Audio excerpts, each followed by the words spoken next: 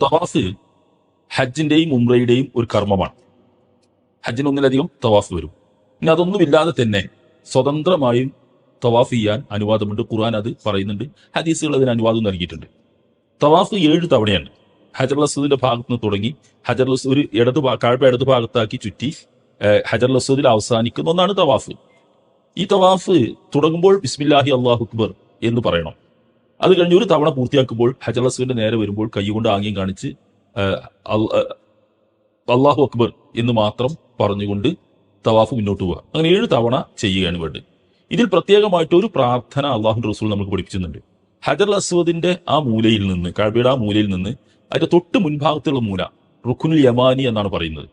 ആ മൂല മുതൽ ഈ ഹജർ അസ്വദ് വരെയുള്ള മൂല എത്തുന്നത് വരെ റബ്ബനാ ആതിനാ ഫിദ്ദുനിയാ ഹസന വഫിൽ ആഖിറതി ഹസനതൻ വഖിനാ അദാബന്നാർ എന്ന് പറയുന്ന പ്രാർത്ഥന എത്രയാണോ നമുക്ക് ആവർത്തിക്കാൻ കഴിയുന്നത് അത്രയും ആവർത്തിച്ച് ചൊല്ലിക്കൊണ്ടേയിരിക്കുക എന്നതാണ് അതിന് ആകെയുള്ള ഒരു പ്രാർത്ഥന. പിന്നെ മറ്റുള്ള തവാഫുകളിലൊക്കെ മറ്റു സമയങ്ങളിലൊക്കെ എന്ത് ചെയ്യണം? നമുക്ക് പ്രാർത്ഥിക്കാം.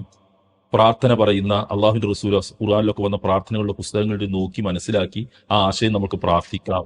നമുക്ക് സ്വന്തമായിട്ടുള്ള കാര്യങ്ങളൊക്കെ അള്ളാഹുവിനോട് പറയാം, നല്ല മലയാളത്തിൽ പടച്ചവനോട് ഏറ്റു പറയാം, ഒക്കെ ചെയ്യാം.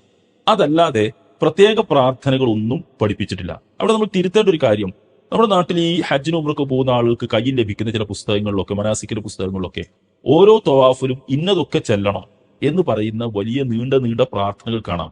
യഥാർത്ഥത്തിൽ അതൊക്കെ ഈ പുസ്തകം എഴുതിയ ആളുടെ വക സ്വന്തമായി എഴുതി കൂട്ടിയതല്ലാതെ അള്ളാഹുവിന്റെ റസൂലോ അള്ളാഹു ഒന്നും അങ്ങനെ പഠിപ്പിച്ചു തന്നിട്ടില്ല.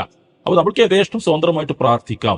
നല്ല അള്ളാഹുവിനെ കുറിച്ചുള്ള ഓർമ്മകളും സ്മരണകളും എല്ലാം ഇറക്കിക്കൊണ്ട് ശാന്തമായിട്ട് നമ്മൾക്ക് ആ തവാഫ് ചെയ്യാമെന്നല്ലാതെ പ്രത്യേക പ്രാർത്ഥനകളും ദിക്റുകളും ഒന്നും അതിന് നമ്മൾക്ക് വേണ്ടി പഠിപ്പിച്ചിട്ടില്ല എന്നുള്ളത് പ്രത്യേകം ശ്രദ്ധിക്കേണ്ട കാര്യമാണ്. അതാണ് തവാഫായിട്ട് ബന്ധപ്പെട്ട് നമ്മൾ മനസ്സിലാക്കേണ്ട ഒരു കാര്യം.